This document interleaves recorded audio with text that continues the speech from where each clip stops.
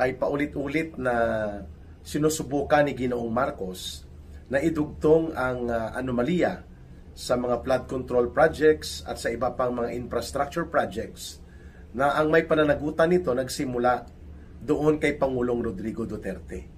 At pilit niyang ipinapakita na ang mas malaking may pananagutan ng mga nangyari tungkol sa korupsyon at pandarambong sa Kabanang Bayan ay nangyari doon sa administrasyon ni former President Rodrigo Duterte. Ngunit, hindi po ito pumapatok, no? Hindi ito kumakagat sa taong bayan, sa mga mamamayan, sapagkat alam nila na ang tunay na salarin kung saan nangyari ang malubha at karumaldumal na krimen ng pandarambong at pagnanakaw sa Kabanang Bayan ay kay Marcos Jr.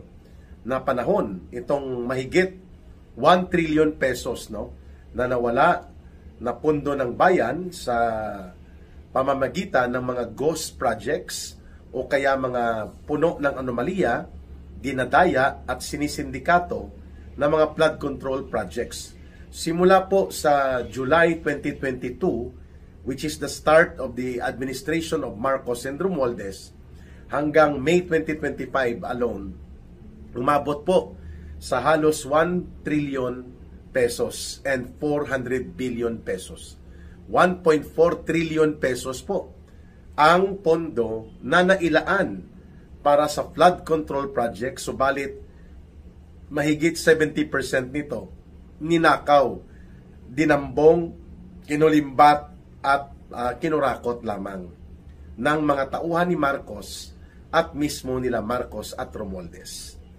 Yan po ay established by way of testimonial revelations, by way of the initial investigation na lumalabas dyan sa Senate Blue Ribbon Committee.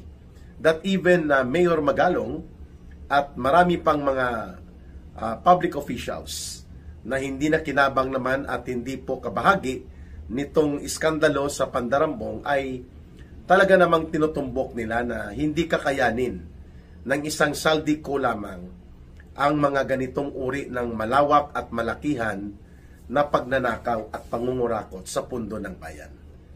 Kahapon, si Marcos Jr. po nagsagawa ng kanyang podcast o parang social media platform interview kung saan binabanggit niya doon sa kanyang pahayag na sa panahon daw ni Pangulong Rodrigo Duterte, no, in the previous administration ng Duterte government, tinutumbok ni Marcos Jr. na ang mga proyekto na pang-infrastruktura, including ito mga flood control projects, ay pinipirmahan daw at nire-releasan ng pondo at bayad kahit walang certificate of acceptance ang mga local government units na siyang dapat end users nito. Medyo baluktot, no, sa unang pagdinig, pero nang sinuri natin, talagang ito ay puno ng malisya. Puno po ito ng kalokohan at puno ng intensyon na talagang sadyain na ituro kay Pangulong Duterte ang pagkakaroon ng pangungurakot at pandarambong sa Kabanang Bayan. At ilihis ang pananagutan at ang pagsambulat ng katotohanan that indeed it is Marcos and Romualdez na silang pasimuno sa lahat ng mga kasindikatuhan na ito. Ngayon, bakit natin sinasabi na fake news ang mga birada ni Marcos? Sapagkat hindi ka panipaniwala that during the time of former President Duterte, ang Commission on Audit, ang DBM or the Department of Budget and Management at ang DPWH ay magpapalusot ng mga proyekto na hindi na i-deliver, walang actual acceptance from the end users or the local government unit for that matter, at babayaran ng gobyerno. Hindi po makakalagpas yan kay Pangulong Duterte at sa kanyang mga tauhan, no? Sa kanyang mga staff. Lalo pa na noong panahon ni Pangulong Duterte, very active itong Presidential Anti-Graft Commission na siyang unang binuwag at dinurog ni Marcos at iwinala niya, no? Binura niya ito sa kanyang administrasyon ang kanyang pinakauna na ginawa na Executive Order number 1 is to abolish and dismantle itong tinatawag na Presidential Anti-Graft Commission, which was being utilized by former President Duterte para po magmanman, magbantay at mag-check sa kung ano po ang mga kaganapan sa pangungurakot at posibilidad ng paglulustay o pag-abuso sa kaban ng bayan. So it is highly improbable. It may not be zero to the point na walang-wala na mga ganyang mga pangyayari, pero hindi po katanggap-tanggap sa karanasan at sa ating kasaysayan, and with our experience kay former President Rodrigo Duterte, hindi po kapanipaniwala na gagawin ni Pangulong Duterte na magbayad ang gobyerno sa mga proyektong walang kasiguruhan, walang actual delivery, at walang actual acceptance sa mga local government units, lalo na kung ito ay patungkol sa mga usapin ng kalsada, tulay, school buildings, o kaya mga flood control projects. Wala pong maipakita na tinatawag na documentary support and paper trail na tumutugma sa pahayag ni Marcos Jr. Dito sa sinasabi niyang winala at absolutely ay hindi ipinatupad ni Pangulong Duterte during his time yung prior acceptance of the project delivery upon completion of the project. At kung walang prior acceptance nito, hindi ka mababayaran completely doon sa iyong mga ibinuhos na capitalization at gastos sa pagsasagawa ng proyekto kung ikaw ay kontraktor. So papaano yan na sinasabi ngayon ni Marcos Jr. na ito daw ay isang sistematiko na programa ni Pangulong Duterte na sadyang winala ang requirement of acceptance of delivery of the project, na kahit walang acceptance sa project implementation, therefore, ang kanyang insinuation ay bogus at posibleng mga ghost projects ito, binabayaran daw ng gobyerno under the time or under the administration of former President Rodrigo Duterte. Una, sinungaling ito. Hindi po yan tumutugma sa karanasan, hindi po tumutugma sa kasaysayan kung papaano pinamumunuan ni Pangulong Rodrigo Duterte ang gobyerno under his time na sadyang napakahirap na mandaya ka, mangurakot ka, at gumawa ka ng malakihang pandarambong. The way we have experienced and we have witnessed kung paano po gumalaw ang sindikato nila Romualdez at nila Saldico. Hinggil po dito sa pangyayari ng manawakang pagnanakaw at pangungurakot sa kaban ng bayan na naganap at nagaganap under the Marcos administration. So wala sa karanasan, wala sa kasaysayan. Pangalawa, walang record na may pakita si Marcos Jr. na anong proyekto ang pinabayaran at pinarilisan ng pondo ni Pangulong Duterte na hindi dumaan doon sa sinasabi niyang SOP requirement na dapat bago magbayad ng kabuuan sa contract cost ng isang proyekto na may kabuluhan at mayroong impact pagdating sa local government units, kailangan may acceptance of delivery of projects. Wala siyang may pakitang record, mga kababayan. Basta na lang niyang sinabi ni Marcos Jr.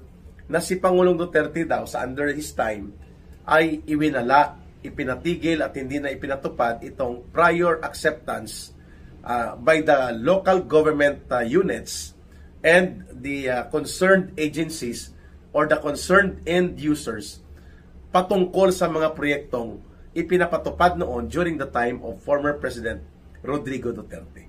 So wala siyang may pakitang mga dokumento, walang ebidensya, wala ding testimonya na nagpapatotoo o tumutugma sa realidad itong katang-isip, itong bangungot na iniimbento ni Marcos Jr.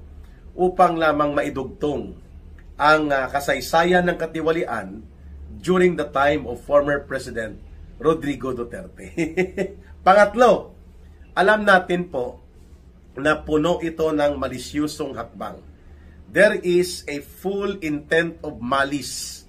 May malisya po ito at may masamang layunin kung bakit ipinagpipilitan nila Marcos at ng kanyang mga alipores, kasama na dyan si Martin Romualdez, na idamay at idugtong kay former President Rodrigo Duterte ang pagkakaroon ng mga proyekto na hindi na ipapatupad ng maayos, subalit patuloy na binabayaran ng gobyerno. That is how Marcos is trying to project now and portray na ang malawak na mga pagkalustay at pagkawala ng pundo ay nangyari daw sa panahon ni Pangulong Duterte. That is an effort of deliberate attempt upang linlangin at lituhin po ang taong bayan sa pamamagitan ng kasinungalingan na pinagbabanggit ngayon ni Marcos Jr. na pinapayagan at pinapabayaran ni Pangulong Duterte ang mga kontrata bagamat hindi pa kompleto at kahit wala pang tinatawag na certificate of acceptance na dapat ay tanggapin ng end user ng isang ahensya ng gobyerno o kaya ng mga local government officials na mayroon talagang naganap na mga proyekto at ito ay bahagi ng pag-turnover sa kanila. Bago mabayaran ng lubusan at kumpleto, ito po ang mga proyektong ito na kinakapitalan at ipinapatupad ng mga contractors. Ngayon, saan humugot si Marcos Jr. ng kanyang kapal ng apog para ipagpipilitan na pinapalusot ni Pangulong Duterte ang mga pagbabayad sa mga kontratang ito kahit na walang realidad o walang actual delivery? No, kailan ito nagsimula na doon ay dinudugtong ni Marcos Jr. ang pilit na pagkakaroon ng karga ng kanyang maniobra upang mabigyan ng malisyosong atake sa publicity and propaganda attack ang Duterte political camp. Nagsimula po ang ganitong gimmick ni Marcos Jr. at nila Martin Romualdez nang sumambulat po ang katotohanan that indeed silang dalawa at ang kanilang pamilya ay nai-involve sa maraming mga contractors na ito na may kriminal na records sa pagpapalusot ng mga pundo at karamihan sa kanila kasabwat ng mga magnanakaw na congressman at pati na rin ni Martin Romualdez, nila Saldico at nila Marcos Jr. Diyan nagsimula yan, mga kababayan, kung saan po pinamunuan ni Senator Marcoleta ang paglalahad ng mga testigo at ng mga testimonya na mayroon ngang involvement sila Marcos, ang kanyang anak, at ang kanilang pamilya dito sa mga maanomaliyang flood control projects. In fact, ang kanilang anak na si Sandro Marcos ay may 5 kontrata. Ayon sa dokumento na ipinapakita ni Governor Chavit Singson, nagkakahalaga sa mahigit 1 billion pesos. Ang supposedly flood control projects na naka-pertain o para sana na gawin ng maayos ni Congressman Sandro Marcos. Subalit wala pang isang taon halos na wash out at nawalok ang naturang 5 proyekto ng flood control projects nature sa pagiging congressman na ni Sandro Marcos. At ito ay nagbunga ng napakalaking problema dahil ngayon ay hindi na makita itong mga flood control projects pero binayaran na ng gobyerno ni Marcos ng 1.7 billion pesos. At alam natin na ito ang itinuturo ng mag-asawang Diskaya na lahat halos ng mga kongresista at mga politiko at lalo na sa Kongreso na mga members ng House of Representatives ay kaliwat kanan kung manghingi ng kanilang share, ng kanilang gustong pandarambong at wala nang natitira sa proyekto. Sapagkat pati si Martin Romualdez at si Marcos ay nakakatikim po dito sa mga maruruming laro sa pangungulimbat at pagraraket sa pundo ng bayan na ang binibiktima mismo ang taong bayan. So there is a very ill motivation on the part of Bongbong Marcos Jr. Bakit ipinagpipilitan niya mismo na si Pangulong Duterte ay may pananagutan sa pagbabayad ng mga milyon-milyon na kontrata bagamat ito ay hindi completed dahil hindi pa na-deliver ang tinatawag na Certificate of Acceptance. Ayan. Ano po ba ang Certificate of Acceptance? Ang Certificate of Acceptance po ay nagpapakita ng katunayan o katibayan na indeed ang isang proyekto na nandyan sa lugar na yan o kaya nandyan sa isang agency of government ay totoong nagawa at totoong ginagawa at hindi ito dinadaya.